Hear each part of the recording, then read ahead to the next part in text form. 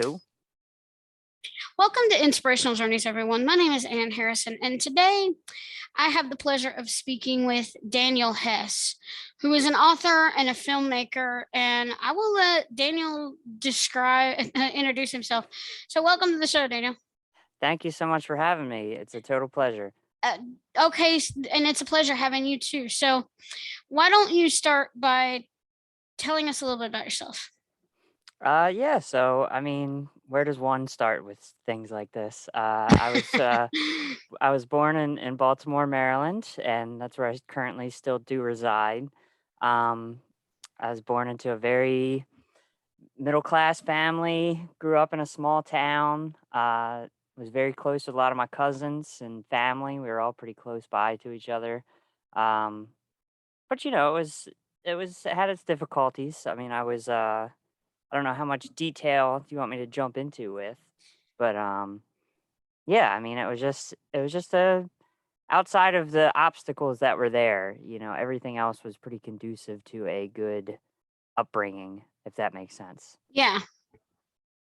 But yeah, I mean, so coming into the world, I was actually born with a condition called aortic valve stenosis, which was discovered when I was about 1 year old, which basically meant that when my aortic valve was supposed to be pumping blood just exclusively out from the heart, some of it was actually leaking back in.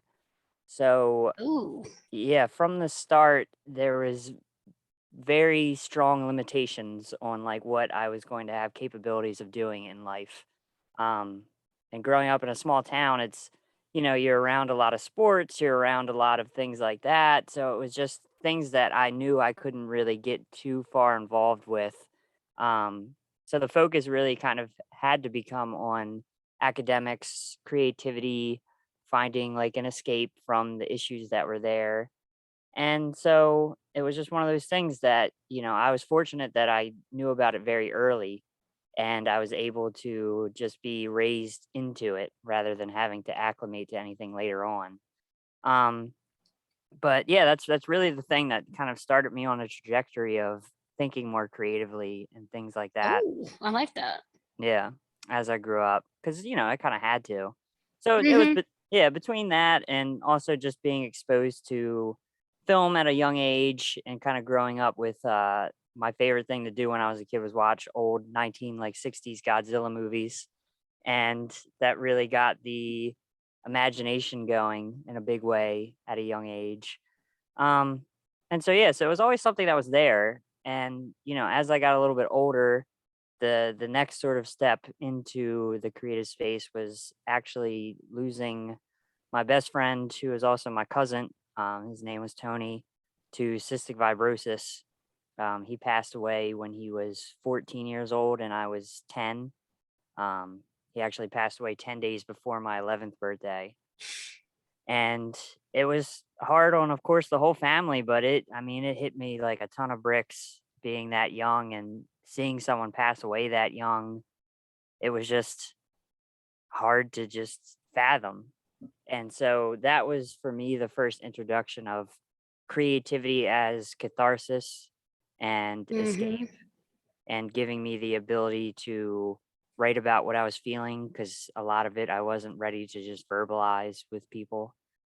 And so that was sort of the next step into taking art and film and writing and things like that a lot more seriously, just because of that kind of a darker experience to have to go through at such a young age. And it sort of has kind of stuck with me ever since then. And it sort of had its lulls and then has, what I like to say, stubbornly come back into my life several times over. And I've finally gotten to the point where confidence is met, where it needs to be to feel comfortable moving into this as a full on creative career. Wow. Okay. So, what inspired you to get into filmmaking, first of all? So filmmaking, like I said, it was kind of always one of those things that was on in the background in my life. Growing up with those old films were great, and then as I got older, my dad actually exposed me to a lot of different films and would really kind of take the time to show off certain elements. Like one thing I'll never forget is watching the original Back to the Future and him sort of pointing out that like, in the beginning that it's called the Twin Pine Mall, and then when they go back in time, they run over one of the pine trees, and then when they come back, it's Lone Pine Mall. So like just being pointed out those little details and Easter eggs that really made the worlds feel bigger than I thought they could be was a lot of fun growing up. But the thing that really pushed it over the edge was my close friend in high school. His name was Hector. Was his what he was getting into was film, and so through our friendship, I was able to like we were watching a lot of films and discussing film, and that's what he was going into in college. And so, sort of at the last second, I was originally actually supposed to be going to school for pharmacology, and switched majors and just went all in on film. And I minored in psych to kind of balance it out a little bit. But yeah, that was the turning point for me, and I've really haven't looked back in being involved in the film world in one way, shape, or form or another since then. Wow. Okay. That sounds interesting. So, and I saw in your bio you write poetry too. So, what inspired you to write your poetry?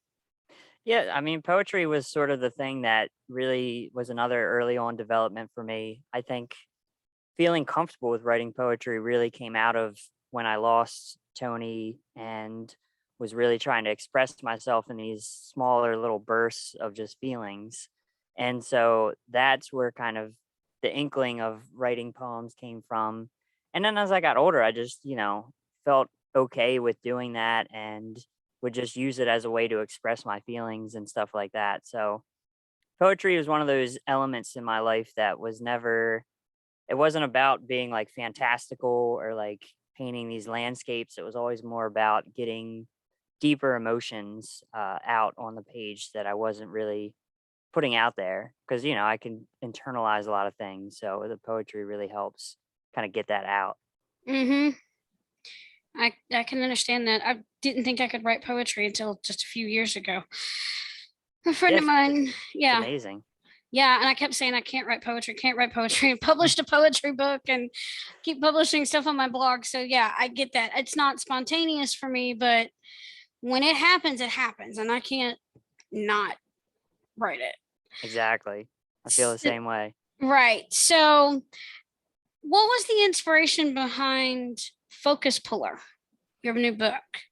Yeah, so Focus Puller really came out of a lot of elements of my own life that I was kind of dealing with as far as processing and just all these emotions around everything. So Focus Puller is really kind of a look at those elements, but then also in a very fictional sense, sort of like, exploring how things could have happened or how things could have gone in my own life and kind of taking that moment to also look at other people's perspectives.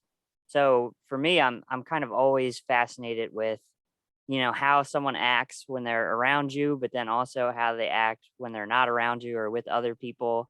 I always find myself kind of people watching when I'm at events and stuff like that, just trying to like get into others' mindsets. So for me, it was kind of a two-sided thing of taking a kind of a what I would say like a Hemingway approach, where I'm sort of processing through stories of my own life and also kind of writing in that very iceberg style, which is just, giving the reader enough that, but there's a ton under the surface that can be surmised, but it's really up to the reader to kind of take those elements from that. Um, and then, yeah, and then just exploring those differing perspectives and trying to put out there, a lot of times in life, we tend not to think about how a person feels, being in another person's shoes, as they say. So I really wanted to kind of put that out there and hopefully get that mindset more into people's heads and brains as they read it. Okay, so why don't you tell the listeners and viewers about the new book? Yeah, so the new book is about a guy named Ben who is a filmmaker, and it really explores his life in very short vignettes that are told in a nonlinear fashion. So it sort of jumps around between childhood all the way up through adulthood And it also has these moments of introspection of the different women that he's had relationships with over the years. So you're getting kind of this giant character study of someone and seeing all these different elements that make him who he is. But then also you're hearing different sides of his story. And, it's really up to you as the reader to kind of take all that into consideration. And, at the end of the day, you feel the way you feel about this character, whether you sympathize, whether you are angry, all of those things. It's not black and white, that's for sure. Yeah. And I noticed Ben has a friend named Hector. Was he based on your your friend Hector in high school? hmm So a lot of the different characters in the novel are based off of people that I've met throughout life, and really just remember their characteristics and stuff like that. And of course, tweaks are made in there, but yeah, for the most part, a lot of the characters are elements from my own life. Oh, okay. So if there's one thing, well, okay, let's talk about your writing process first. hmm So did you outline this novel, or did you, as we in the writer space and writer circles talk about, pants it? Did you sit down and start writing, or did you have an outline for it? Tell me about your process. Yeah, I mean, with this one, there wasn't really an outline for it. I just sort of would contemplate different events and sort of figure out how to turn those into these moments in this book. So, the original thought was I was going to try to make it into like a linear narrative. So, like, start to finish kind of deal, taking place, still over a big time frame, but taking place in order. But as I kept writing, I was just taking these different events out of order, and it just seemed to flow in a nice way. So while it wasn't intentional that it was going to be nonlinear, it just kind of worked out that way. So yeah, there wasn't any kind of specific outline that I was following like I would, when I'm writing. I've written a few screenplays, and it's like I outline those pretty heavily before I'm diving in. Have you ever thought about writing a screenplay for this one? Um, I mean, I could see it. I don't know if I'd want to be the one to tackle it though. I think sometimes like it's nice to have a degree of separation with stuff like that. Um, so I don't know. I mean, I could see myself doing it if I really wanted to, but I would love to see how someone else kind of would interpret that into a movie space. So yeah, it would be cool if it turned into a screenplay though. They'd probably have to take and rearrange the story so that it had more of a linear, or hmm pick, or you would work with that person, pick and choose which stories you'd want to turn into the movie, the screenplay. Yeah, exactly. So what are you working on next?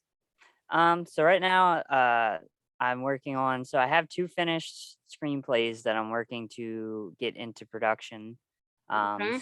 So that has been a pretty big bear of a project in itself. Trying to do it the smart way, where I'm trying to partner with an indie studio and work with them to get financing and all of that.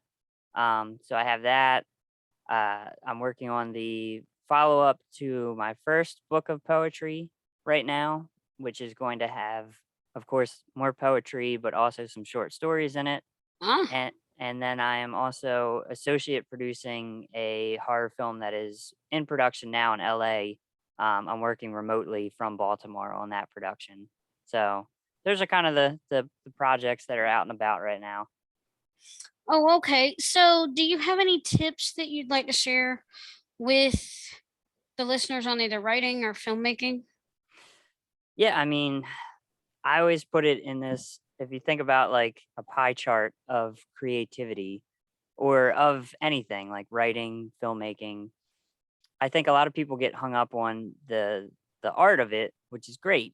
That we should all focus on the art of it. But I think more people need to realize that like that portion is such a small sliver of everything else that comes with these processes, because a lot of it is networking, a lot of it is outreach, a lot of it is just doing email sending and networking and just all of it. So there's a lot more that comes with it than I think a lot of people realize. And I can say that for myself. When I was younger, I was always just like, I just want to make movies and I want to write stories. And it's like, that's nice, but there's a lot more that you have to know and have to kind of work through if you want to turn it into a full-time career. And the other part would just be, if you're kind of diving into the industries either way, like start as early as you can and just kind of find people that can be mentors and talk to them because they'll have a million experiences of things that they've been through and things to avoid and stuff like that. So, yeah, going out there, interning, finding mentors, all of those things, like you can't be studious enough when it comes to writing or filmmaking or any creative process for that matter. Because, even when you think you have it all figured out, you probably don't. And you should always be open minded to continually learning because that's really what it comes down to. Wow. Yeah. So, I was inspired to do this by listening to another podcast. So, Mhm. do you have like a challenge or a call to action you want to leave the listeners with today? Um, I guess my call to action would be go on. I mean, this is an easy one. Just go online, go on social media. If you're on Instagram, Facebook, whatever it is, uh, try to find some people that are in your space. So if you're a writer, try to find some fellow writers. If you're a filmmaker, try to find some fellow filmmakers and just reach out to them and just, start a conversation. I think people a lot of times forget that social media is called social media for a reason. It's because Right. we're supposed to be interacting with one another. Right. A- And you'd be surprised at how amazing at least an acquaintance online can be blossomed from just saying, "Hey, how's everything going there?" Or "Hey, what projects are you working on?" And then next thing you're online buddies and you're sharing stuff with one another and bouncing ideas and all of those things. So that's my challenge is don't be shy. Your online is the easiest space to reach out. The worst you can get is somebody leaving you on red and then hey, move on to the next person and just try to start up another conversation. So, where can people find you online? Yeah, so the easiest way is on my website, which is tonyproductions.com, and that's TOTONY productions.com. And from there, you can find links to my Instagram, my Twitter. I'm also on Goodreads. So all of the big platforms, Facebook, LinkedIn, all those things, you can kind of find from the website. Okay. Well, any final words before we close out? Um, just keep churning away and stay studious. Don't ever stop being a student of whatever discipline you're doing. So make it happen. Okay, so we challenge you today to go out there and read to get inspired, write something inspiring, and share your creation with the world. For when you touch one life, you've touched thousands. Thanks for joining us on Inspirational Journeys. Daniel, thanks for being on the show. And Thank you. remember, your story matters. Have a blessed day, everyone.